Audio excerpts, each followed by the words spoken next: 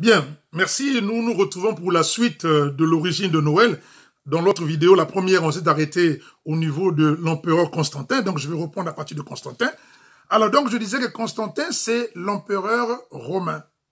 En son temps-là, donc Jésus-Christ est passé. Jésus-Christ, c'est l'an 0 jusqu'à l'an 33. Jésus-Christ est passé. Les apôtres sont menacés. Le christianisme a des problèmes. Mais malgré ça, le christianisme est en train de monter. La religion officielle dans l'Empire romain, c'est le paganisme, c'est l'idolâtrie. Maintenant, l'empereur Constantin, constatant que le christianisme est en train de monter, il va prétendre avoir une vision avant une bataille qu'il va avoir avec son rival que j'appelle donc l'empereur Maxence. Parce que l'Empire romain était divisé en deux. L'Empire romain d'Occident, empereur Constantin, l'Empire romain d'Orient, empereur Maxence. Avant la bataille, il va prétendre avoir une vision comme quoi que si, une vision de la croix par rapport à Jésus-Christ. Une vision de la croix comme quoi s'il marquait les boucliers de son armée avec la lettre X et P, il vaincra. Et il en a fait et il a vaincu Maxence.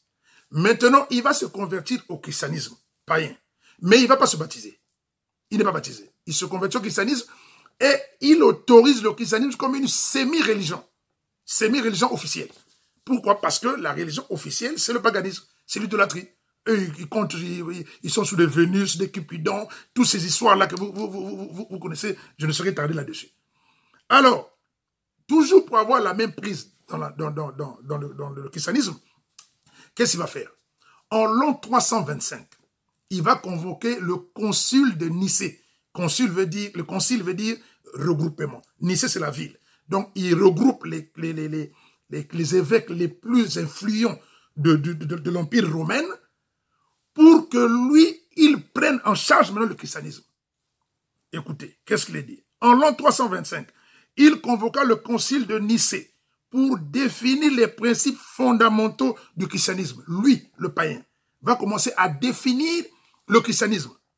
Imaginez-vous, avec quelles conséquences? Il réunit les dignitaires chrétiens les plus influents pour établir un dogme officiel. C'est lui qui prend en charge, parce qu'en ce moment-là, les Romains régnaient et puis ils persécutaient les chrétiens, ils persécutaient les apôtres. Ce sont eux qui ont tué tous les apôtres de Jésus. Donc, il faisait la loi. Alors, écoute qu'on dit, il fait usage de son autorité.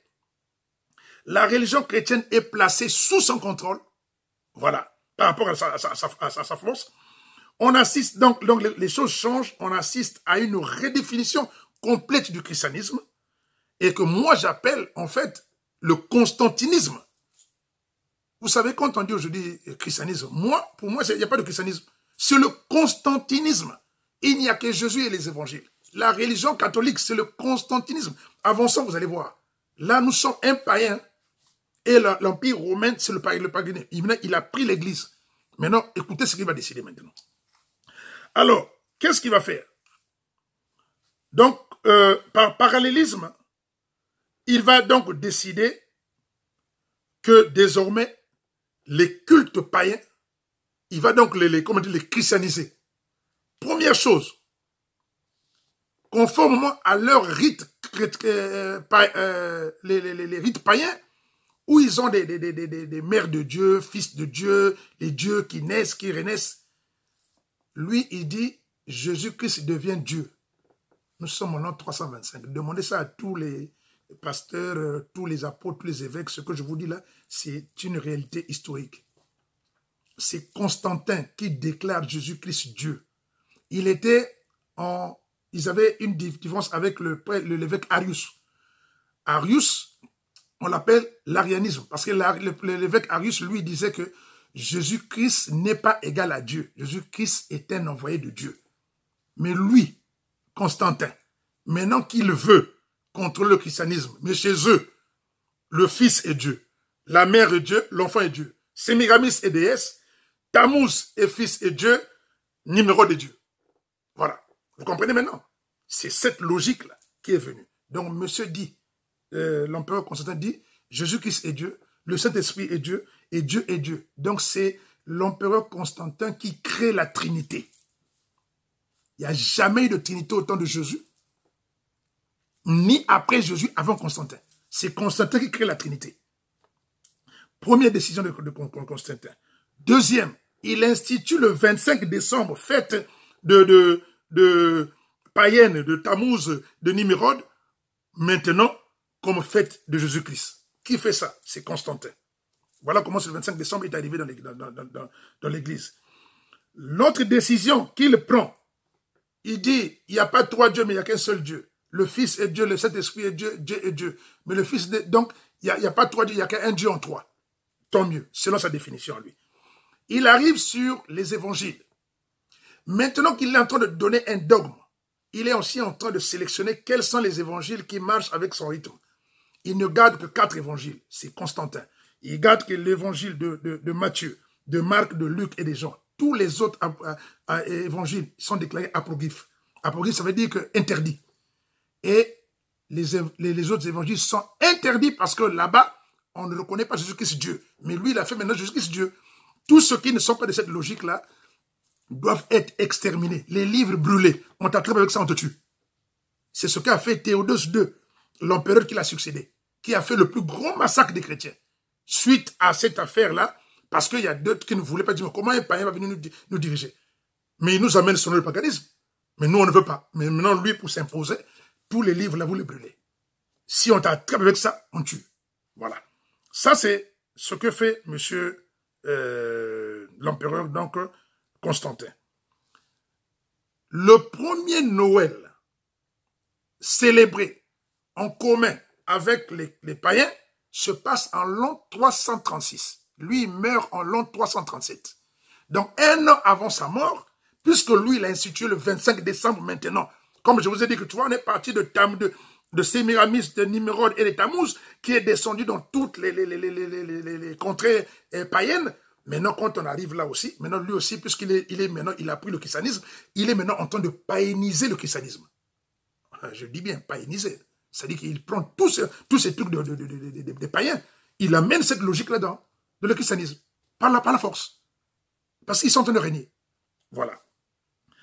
Alors, donc, le premier Noël, chrétien et les païens, en l'an 336, un an avant la mort de Constantin. Constantin meurt en l'an 337. Il ne se fait baptiser que sous son lit de mort. Donc, pendant qu'il est en train de se faire des choses là, il n'est pas baptisé. Donc, il n'est pas chrétien.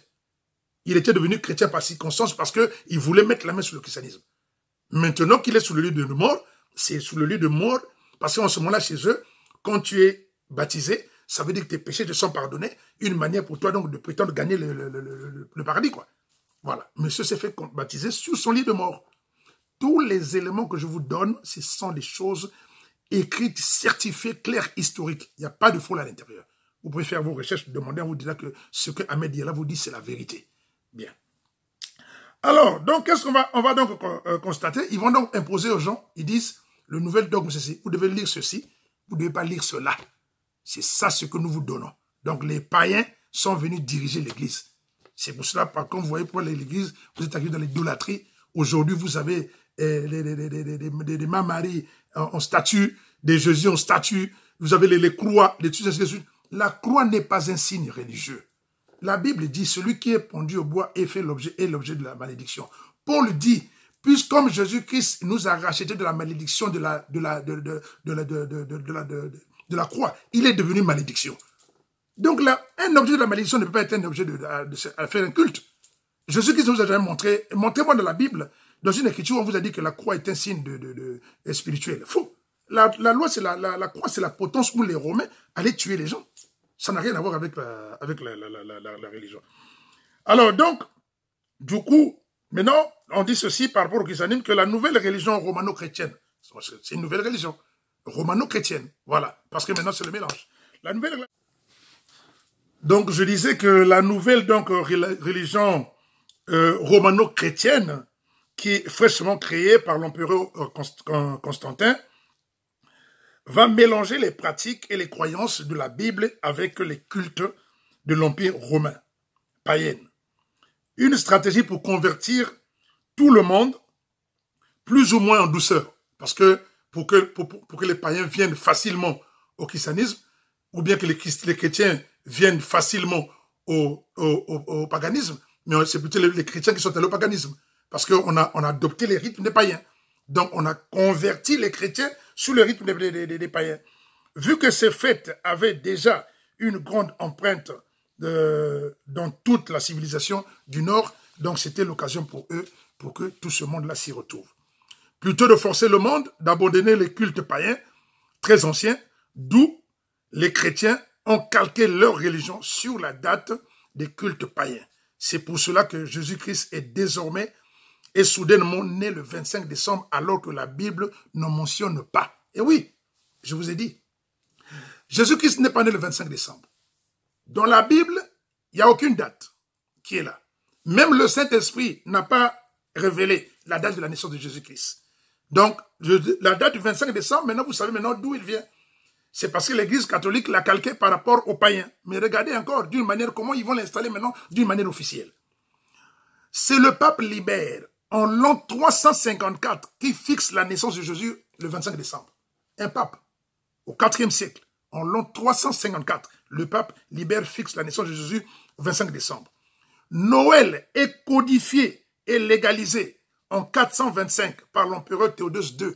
Donc, maintenant, on légalise Noël maintenant, par rapport à Jésus-Christ. Hein. Là, on dit par rapport à Jésus-Christ. Au 5e siècle, en 498, Clovis, le premier roi de France, se fait baptiser le 25 décembre. En 506, le culte d'Agde, le concile d'Agde, donc le concile, c'est le groupement des évêques à la ville d'Agde, fait du 25 décembre une fête obligatoire. Voilà. Et jusque-là, comme je vous disais que le christianisme fêtait encore la naissance de Jésus-Christ le 25 décembre, juste par juxtaposition par rapport aux fêtes païennes. Et c'est en l'an 525 que le moine Denis le Petit eut la mission donnée par le pape Jean Ier pour déterminer la naissance de Jésus. Avant, ils étaient seulement en train de suivre, de calquer. Il le fait. Oh.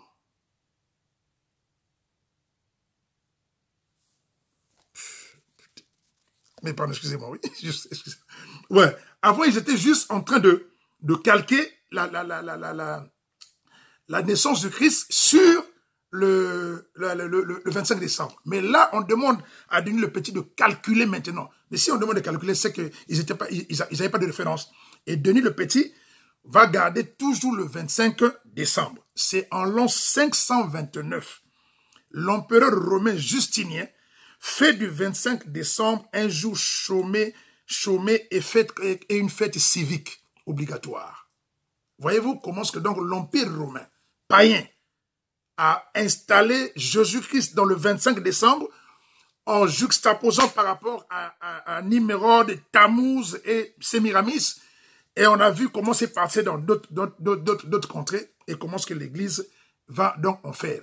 Au 19e siècle, Noël était interdit aux États-Unis. Qu'est-ce qu'on dit aux États-Unis? Noël était interdit et illégal aux États-Unis au 19e siècle, étant considéré comme une ancienne fête païenne. Une annonce a été faite qui disait ceci: public notice, donc avertissement au public. L'observation de Noël ayant été jugée comme sacrilège, l'échange de cadeaux, de célébrations, l'habillement fin et d'autres pratiques sataniques similaires sont interdits. Ça, c'est aux États-Unis au 19e siècle. Mes frères et sœurs, voilà d'où vient Noël. Vous fêtez Noël, vous ne savez pas de quoi il s'agit. Jésus-Christ a dit, mon peuple périt par manque de connaissance. Dieu nous dit, ne jamais le prier sans le connaître. Et que la connaissance est une obligation à tout être humain de connaître. Tu ne diras pas que je suivais mes ancêtres. Et Dieu nous dit, ceux qui prétendent dire suivre leurs ancêtres sous certains rites qu'ils ne savaient pas. Et si vos ancêtres étaient égarés, vous aussi vous serez égarés. Mais comme Dieu dit, chacun, le salut est individuel. Chacun répondra pour tes actes. Tu ne diras pas à Dieu, j'ai suivi mon père, j'ai suivi mon oncle, j'ai suivi mes parents. Faux. Le jour où tu es venu sur terre, tu es venu seul. Le jour que tu repartiras seul. Et tu seras interrogé seul. Voilà. Donc, Noël, aujourd'hui, vous avez compris que c'est la célébration. D'abord, on va retenir, c'est la divinisation du soleil en tant que Dieu, en tant qu'astre. De la divinisation de l'astre, on est passé maintenant à l'humanisation de la personne de Nimérode. suite à la malédiction de Noé sur Cham, son fils, qui est donc le grand-père de Nimrod, et la malédiction va se manifester sur Nimrod. Vous allez voir tout le désastre que Nimrod fait. Nimrod veut se mettre en face de Dieu. Dieu le détruit. Nimrod qui prend sa mère et qui devient sa femme. Nimrod qui tue les gens. C'est un tyran. Après Nimrod arrive donc Tammuz, toujours par Sémiramis, qui n'est que l'incarnation de Nimrod. Et le Tammuz est né le 25 décembre. Voilà d'où arrive la date du 25 décembre. Par rapport à Tammuz, nous sommes dans les temps de Noé, loin là-bas, en 1700 et quelques, lorsque Nimrod est né dans les années 1700. Donc, vous voyez, Jésus-Christ n'existait pas encore en ce temps-là. Voilà donc le 25 décembre. Pourquoi le 25 décembre? Parce que comme le soleil reprenait sa course en cette période-là, lorsque le calendrier est arrivé, on a compris que le soleil reprenait sa course le 25 décembre. Et Sémiramis a mis le 25 décembre par rapport à Tammuz. Voilà Nimrod. Voilà. Et on commence à célébrer Nimrod. Le sapin est venu pourquoi? Parce que Sémiramis, mère de Nimrod, vous a dit que le sapin, c'est l'arbre de vie qui symbolise la renaissance de Nimrod. Il faut donc l'orner, il faut l'adorer, il faut le mettre dans votre maison. Donc tout ce que vous mettez là, vous ne savez même pas. Arrive après la religion catholique, où l'empereur romain vient, il prend la religion. Et en prenant la religion, il dirige la religion, il met Jésus-Christ dans le 25 décembre. Donc c'est Jésus-Christ, c'est masqué, c'est Nimrod. Quand vous faites ça, c'est là où vous êtes perdu. Je pense que je vous ai donné les éléments nécessaires pour que vous compreniez que Noël est à bannir. Voilà, Jésus-Christ n'est pas né le 25 décembre, c'est pour ça que les églises de réveil même ne fêtent pas le 25 décembre. Voilà, donc Noël, arbre de Noël, tout cela, vous avez compris, c'est l'essentiel, c'est bien important que nous fassions les recherches pour venir éclairer le peuple. Voilà, si vous n'avez pas eu le temps, mais nous on a fait ça pour vous. Et ce qu'on vous avait donné, vous pouvez aussi vérifier. Il y a tout sur YouTube, partout. Aujourd'hui, l'Internet est là. Tout ce qui est donné est référencé. Voilà. Donc la religion catholique qui nous a amené ces choses-là a été influencée par les païens. Donc le 25 décembre, et je vous ai pas, je vous donne un truc sur Noël, pardon, excusez, sur Noël, un élément. Noël qui veut dire Natalis Dies, donc le jour de la naissance de Noël, on dit ceci, c'est au fil des années, Natalis Dies, qu'on dit Noël, qui n'est que le Noël, a apparu pour la première fois en 1120. Et l'évolution a continué en 1175. On a écrit pour la première fois le mot Noël. Le mot Noël a été écrit pour la première fois en 1175. Pour la première fois qu'on écrit Noël. Voilà. Voyez-vous? Toutes ces richesses-là qu'on vous donne. Donc, il n'y a rien de Jésus là à l'intérieur de Noël. Noël, qui veut dire Noyoel, nouveau soleil. Parce que le soleil prend un nouveau départ. Les Romains disent Natalis Dies. Natalis, ça dit ce jour de naissance. Jour de naissance de quoi? Du nouveau soleil. Et après, au lieu de Natalis Dies, ils ont dit Naël. Et de Naël, maintenant, ils ont dit Noël. Ils ont écrit Noël en 1175, s'il vous plaît. Je suis très heureux, moi, quand je fais ce genre de choses, ce genre de travail pour le peuple de Dieu. Je vous ai dit que on ne peut pas dire qu'on est de Dieu sans défendre, n'est-ce pas, notre croyance pour mettre hors d'état de nuire toutes les fausses croyances, tout ce qu'on suit qui n'est pas de Dieu. L'homme de Dieu doit toujours être dans la lumière et dans la vérité. Voilà, je pense que c'était l'essentiel de ce que j'avais à vous donner. Je vous remercie, que Dieu nous bénisse. Sachez que Noël est à bannir. Il faut dire Noël, ciao, ciao, ciao, ciao, ciao, au revoir. Que Dieu nous bénisse.